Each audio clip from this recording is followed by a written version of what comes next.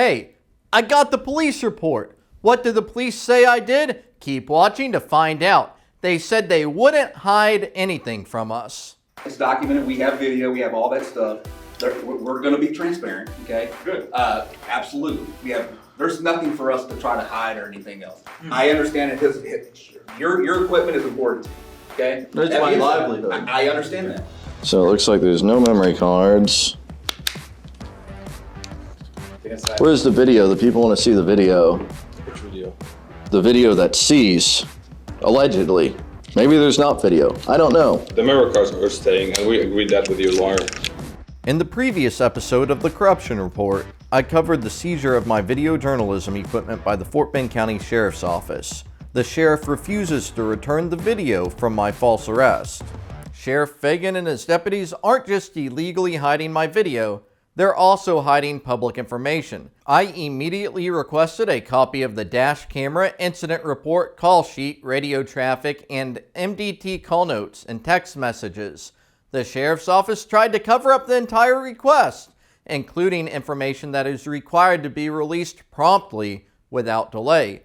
They wrote that the offense report, call slip, 911 recording, radio traffic, L3 video, MDTs, and all attached to this case cannot be released due to the release of the information would interfere with the detection, investigation, or prosecution of crime and contains confidential information. This case is active with the district attorney's office.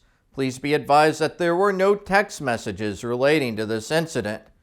Government routinely lies. Many people believe government lies because they are not informed about the law and do not understand their rights. A benevolent government employee would always tell the truth and even attempt to educate the public about the law and government. Instead, the sheriff's office stated that the information, quote, cannot be released, unquote.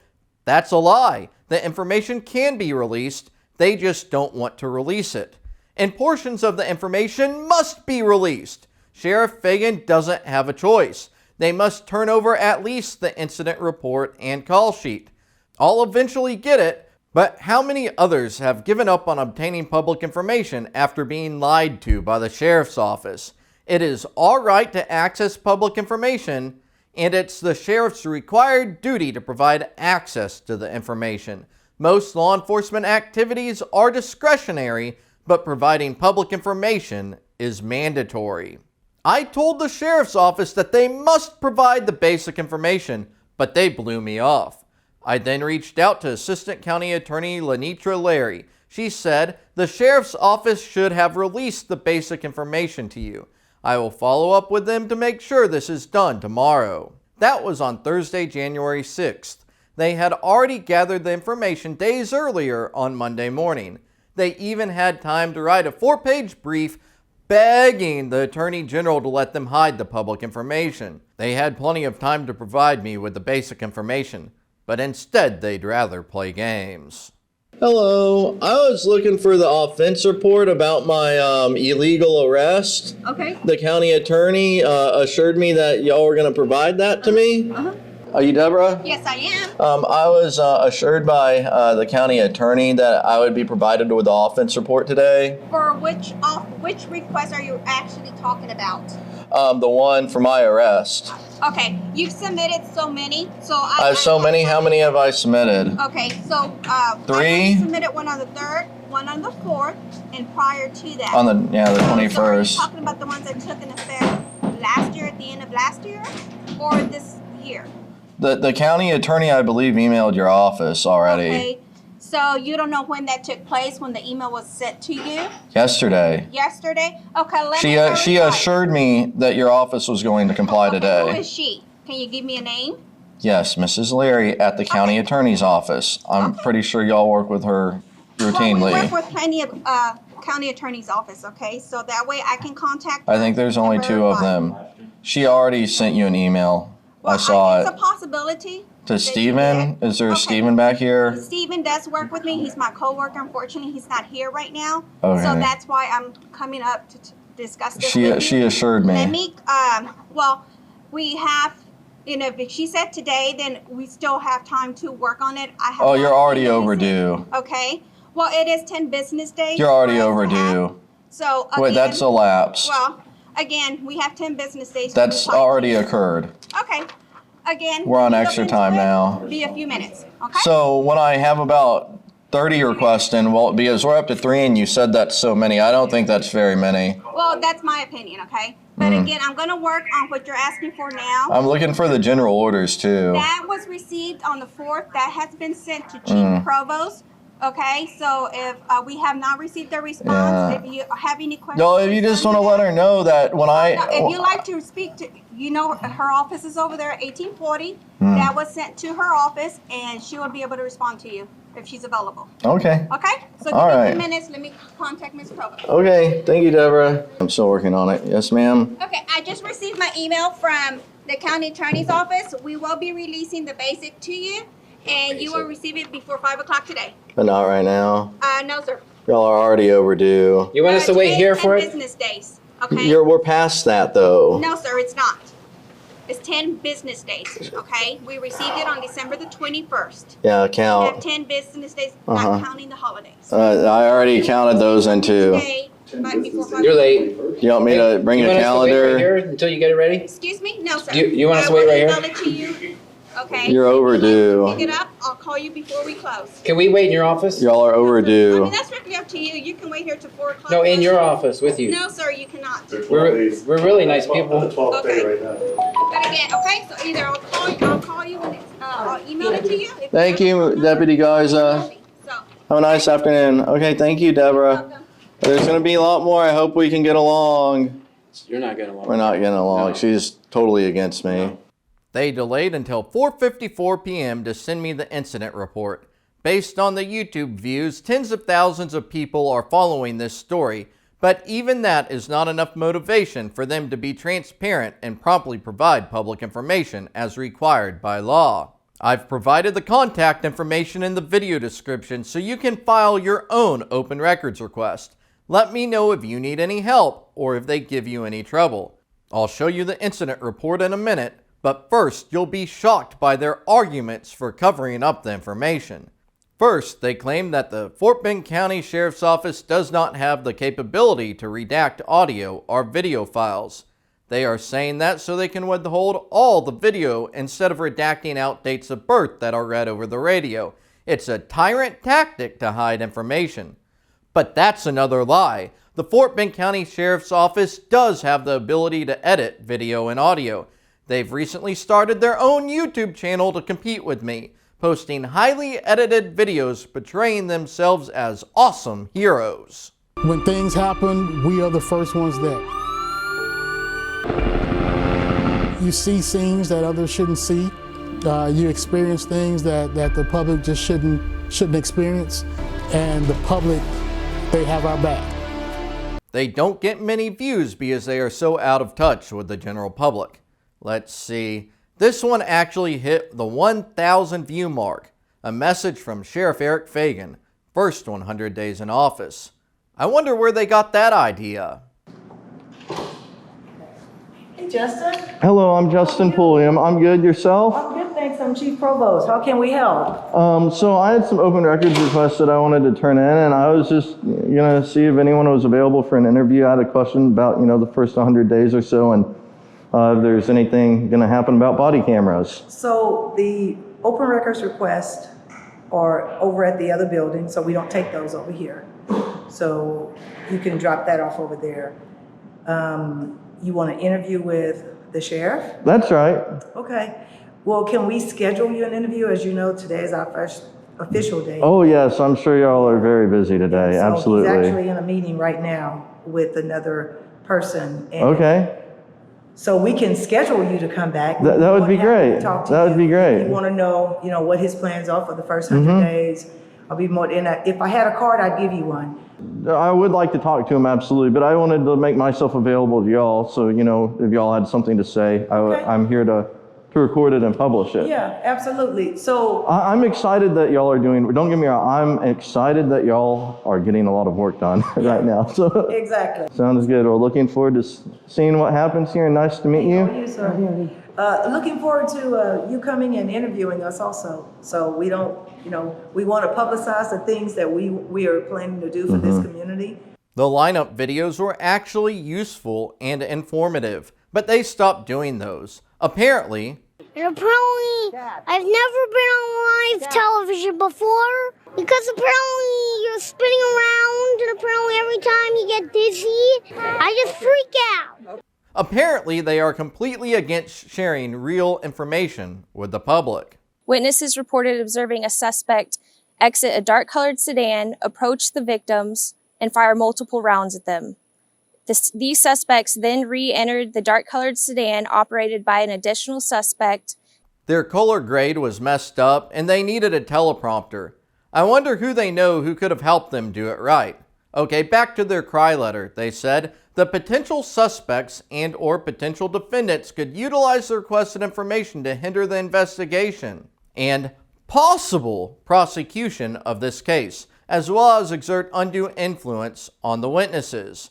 That's an absurd argument. Unless Fort Bend County is stating that their intent is to hold an unfair trial, the information must be provided. Unfortunately, unfair trials are common in Texas. The prosecutors and police often hide evidence that would exonerate the defendant. It's called exculpatory evidence, and the Michael Morton Act, which went into effect in 2014, requires the government to release the information to the defendant. Article 39.14a of the Code of Criminal Procedure states in part, as soon as practicable after receiving a timely request from the defendant, the state shall produce and permit the inspection and the electronic duplication, copying, and photographing by or on behalf of the defendant of any offense reports, any designated documents, papers, written or recorded statements of the defendant or a witness, including witness statements of law enforcement officers.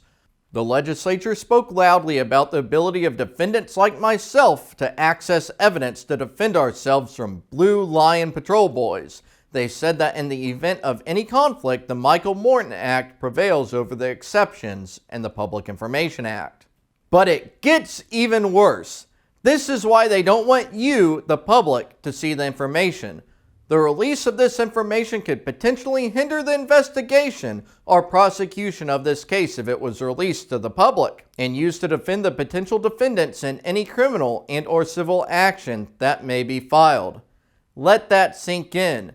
If it was released to the public, it could be used to defend the accused.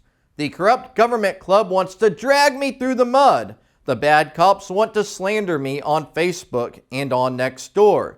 The sheriff wants you to doubt my credibility. I bet he didn't do anything wrong. I bet he beats the charges too. I bet he did. The Sixth Amendment to the Constitution purports to require speedy, fair, and public trials. I imagine many of you agree that the illegal seizure of my video journalism equipment was a Fifth Amendment violation. The police want to cover up the real evidence about what happened. They want to be able to spin their own narrative. They don't want you to be able to form your own informed opinion about what happened. And they certainly don't want you to defend me. This is the redacted incident report they finally provided to me. The report number is 21-5633. They list the location, but the address is incorrect. However, it is in District 9, and Ricky Rodriguez's unit number is 22 Paul 14. They redacted the property summary. Unfortunately, the highly informative summary narrative doesn't provide any information that wasn't on the front page. Ricky Bobby wrote, during a investigation, Justin Pulliam was found interfering with public duties and arrested.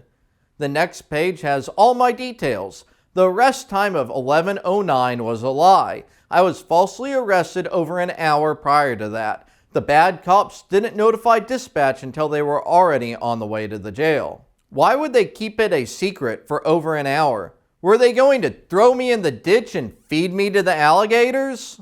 Are you a tyrant deputy? I like your camera though, it's really nice.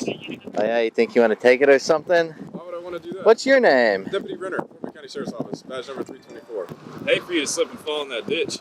Excellent thumbnail pic. It's slick right here, man. Excellent thumbnail pic. They said normal and healthy under physical condition, even though I told them my foot was injured. I already went over the property inventory that I wrote for them. Finally, we get to see the lie report. Rodriguez wrote, On December 21st, 2021, at about 0930 hours, I, Deputy R. Rodriguez, number 1423, was dispatched to 22134 FM 1462, Damon, Fort Bend County, Texas. Oh, look, he got the address even more wrong that time, he continued, in reference to a check. Whatever that is. And that's it! Fort Bend County redacted the rest, other than the scene summary. 22134 FM 1462 is a previous place of business that was commonly known as the Craft Country Store. The business is shut down and there's a manufacturer home located on the southwest side of the store. I'm not sure what is at his fictitious address, but there is currently an Amazon hub locker that is open 24/7 at the location where they illegally arrested me. There was also a seasonal fireworks stand. Fagan's office withheld many categories of basic information, including the detailed description of the offense, the details of the arrest, the identification and description of the complainant, the vehicles involved, and the names of all the arresting and investigating officers. They must provide that information. Instead, they are hiding it.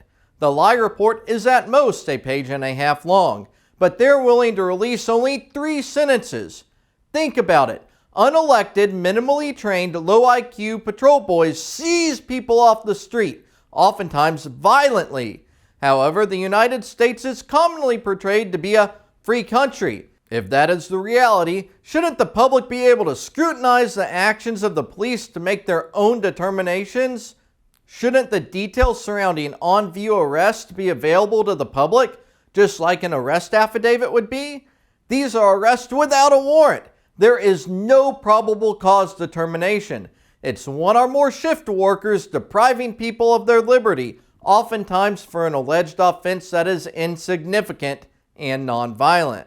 For instance, my false arrest. You have the big, brave police heroes crying about a cameraman who talked to them after they initiated contact.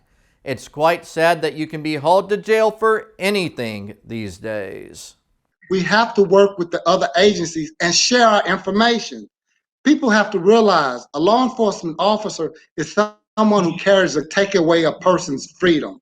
You don't want the wrong person to have that type of power. How can people trust the police if we don't know what they do?